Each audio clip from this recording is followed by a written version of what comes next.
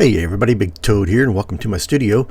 We're going to be reviewing in a time-lapse my painting sessions that covered the working title painting I had just completed called Around the Mountain. It consists of this trail that goes up and around and out of sight, and some background mountains and some foreground items. Right here I'm sketching in. I'm just sketching in using I think either a very thin down burnt sienna, maybe a yellow ochre. I shouldn't use yellow ochre because it can bleed into your blues and cause greens. Throwing in some darks to get those rocks in, just some dark grays I'm using. Now I'm putting in the base color, blocking in every item here. So I'm blocking in my ground, my trail, and my trees there. And during the block in, I don't need to be overly careful. Just want to get the white canvas covered so that so that the colors become a little easier to read. White canvas can make the colors hard to read, and that's why you see a lot of people will tint their canvases. I just block in, man. You know, I find that works for me. Once I get it blocked in, I'm fine. I got a really nice dark greenish blue for the mountains in the background. It's going to work out really well because the foreground is going to end up being very bright. Now I'm blocking in the sky with a simple sky blue. Now I'm going in and throwing in some detail in this trail, building out that trail. Right there is where I'm working now, is the focal point right in that area. So I'm doing my typical really small brush strokes with heavy paint. I'm an oil painter. I like to use oil paint, so I put that down, and I enjoy the feel, the buttery feel of putting down big swaths of oil paint, and it makes it easier for me, I guess, with my style and technique that I've learned to do, and it makes it easier for me to work. And getting it further away from the focal point, as always, I go to larger strokes, brush strokes, broader, and I'm going to be working that in as well to everything. Putting in some grays on the rocks, and now some highlights, and some darks, putting some shadows, and the sun's coming in from the left, so the shadows are going to be on the right side, and that one's kind of behind the tree, so it's going to have more shadow. And I like the way the rocks turned out in this painting. I think they look easy. They feel good, and they're easy on the eyes, and yet appealing. And so I liked how it contrasts with the background and the other items. Going in with this tree now. This tree is going to have a lot more reddish burnt sienna in it. And putting in the larger pieces of bark over that kind of brings it down. I'll put the dark shadowy on the back, and I'm really happy the way this tree turned out as I build it out. It's got some nice darks, some nice brightness, some warmth to it to go against these cool rocks, and temperature wise. I put in a little lighter reflections on the rocks. They're out in the sun, and the rocks can afford to have that little brighter color. I spent a lot of time in the mountains, and I've seen rocks that have that brighter, closer to a titanium white. Now I'm putting some texture into the mountains. I put this warning in there. I did spend too much time on the mountains. It just took way longer than it should have. It had to do with the lighting in my studio. I'm getting from the position I paint in, I get a little reflection, and so the subtle contrasts of color within that mountain just made it difficult for me to see it, and I spent longer than I should have because of that. Now I'm darkening in those tree trunks for those two trees, supporting trees, and now I start going at the the ground. And again, using the smaller, precise strokes with heavy paint to create the flow up into the focal area that I'm working on. And I like to use smaller, more delicate strokes that have a good amount of paint on them. And you can feel the texture. You can see the richness of the color. And I enjoy that part of the painting. And as I move away from that, I am going to get to larger strokes. I like to have the focal point to have the more vibrant hues and changes in the values and the colors within those values. So it's soothing. It's soothing for me to paint that way, and I think it creates a nice look. So working a little bit on those shadows. Those shadows, I spend a little bit of time massaging them as we go along with the painting. Eventually I'll be able to pull in actually burnt sienna to just straight out of the tube to make those shadows better. Right there I have some. See, I like that shadow, how that turned out. Very, very nice. And over there as well. And that's kind of my approach to putting those shadows in there. And they work. Get a lot of vibration. I think I was getting a text message alert. My phone was vibrating as I was filming. I'm not real high tech yet. Still using my phone. Keep my palette up so you can see it from time to time. So I'm staying in this kind of value range with various earth tones, yellow ochres, and lightening them up and changing the value a little bit. Some burnt sienna tones in there just to give it a little more warmth. But overall, yeah, I'm trying to stay in that value zone to make that really nice and bright hillside. Using larger strokes now, further away from the focal point. Want to bring the eye up. I think those nice, broad, big strokes that I put in towards away from the focal point serve to relax the eye and allow the eye in the mind to enjoy, and it just sort of draws you up the hill with those nice big strokes. And then you focus then where all the illusion of detail is, where the smaller strokes have created this detail. That's kind of my style and my approach to my paintings. And I like to start in the smaller stroke area, the focal area. It gets me into a good psychological place for the painting to do those little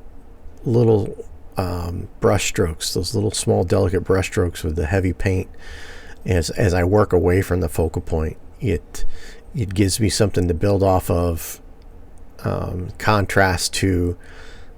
So I get those colors from the focal point. Now I'm putting in some darks along the edges. You don't have to explain why that ground is darker there. The reason is off screen, off your canvas. So I don't have to explain it, and no one's going to ask about it. But going a little darker on those edges keeps your eye in the picture.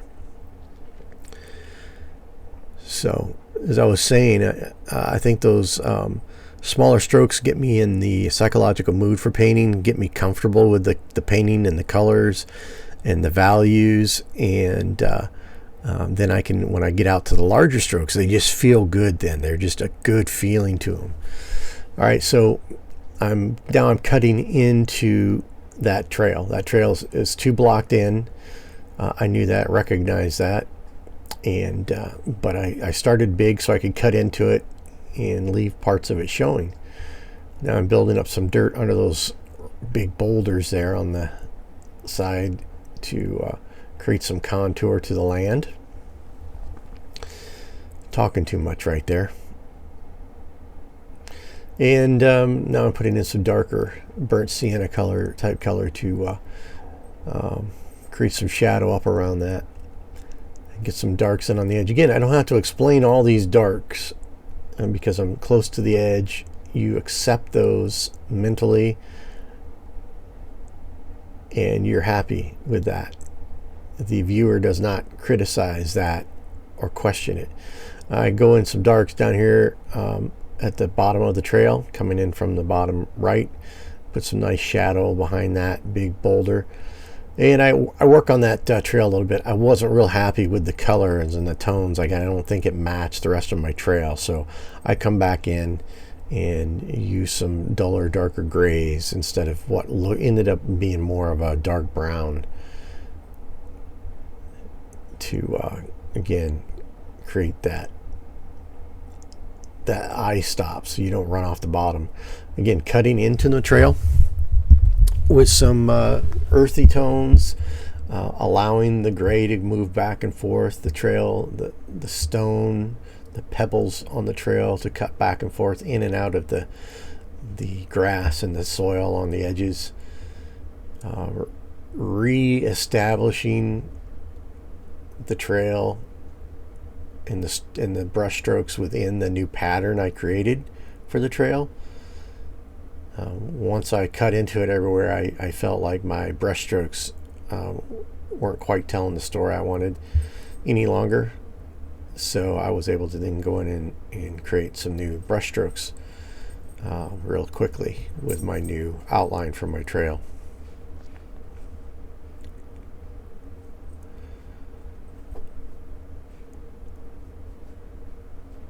Again, that's very pleasing. It's very comforting for me to do this kind of work right there. It's relaxing. So I just get in a zone and I go. It's not tedious at all. Now I'm bringing some of that trail down off the edge there, you see, creating some unevenness in the trail. That type of thing breaks it up. You don't want to create a sidewalk on the mountain.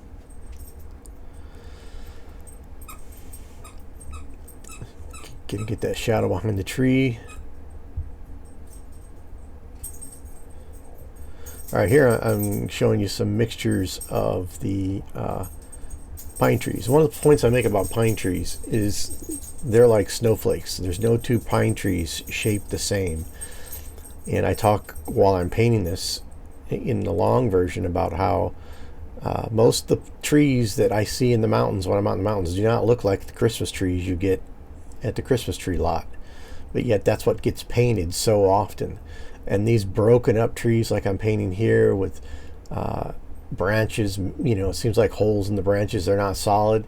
That's very much a typical pine tree type look, and it's really out in the mountains. You don't want to go heavy. Now I'm putting these branches. These are going to be, I went and started with the darks, and I wanted to bring some larger branches down off this big tree.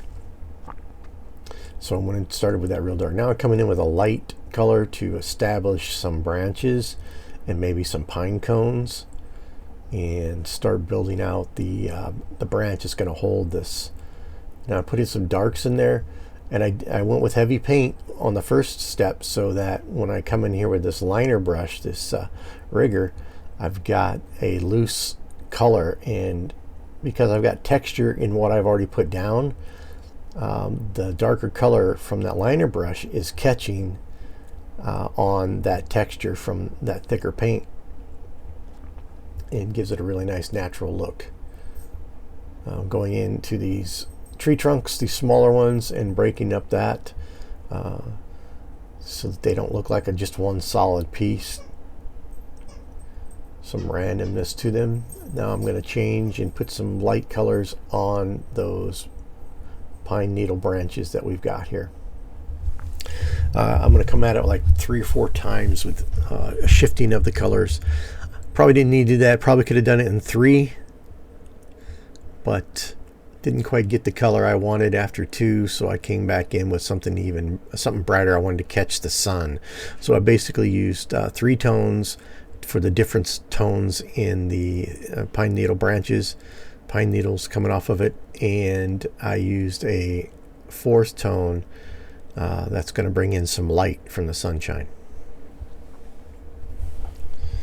Yeah, I have to excuse the vibration really shows up on this fast time lapse. I was getting texts on my phone, which I'm filming with. So a lot of the colors I'm using to make those dark greens ultramarine blue, and I go in with yellow ochre. The yellow ochre helps establish that dark green instead of going with a cadmium yellow light or medium. It gives me a better earth tone green, so that's what I start with. You saw where I went in and did some grass and I pulled it out and redid the ground. Now I'm coming in with some grass, putting it in some detail here and there to break up the edges of the rocks and the tree, using a mixture, darkened and dulled out, took the chroma out of some yellow ochre. And I'm going to come back in with a little darker, a dulled down burnt sienna mixture that has a little bit of yellow ochre in there and lightened up to put some depth and contour and variation into the grasses. So I'll work back and forth with those two colors and slight variations of those as I remix. And I use the rigger a lot for this. I think that little bit of detail complements the painting and allows me to bring in that detail that and some supporting colors. So I like these little bits of detail because then the rest of it just feels detailed even though I haven't detailed it, and it's fun. And it's fun.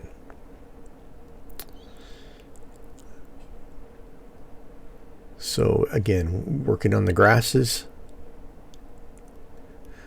Don't want to overwork them. But now I'm bringing some grass clumps in up close to the trail to break that up as well, so the trail doesn't feel abandoned out there.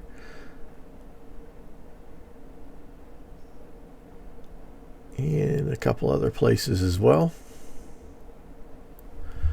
I think it brings some life and vitality to the painting. And it's easy detail. It's easy detail.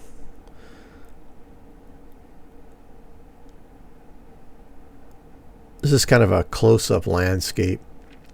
Some landscapes, everything has to be over 50 feet away, and other landscapes where this is really a short, compacted landscape.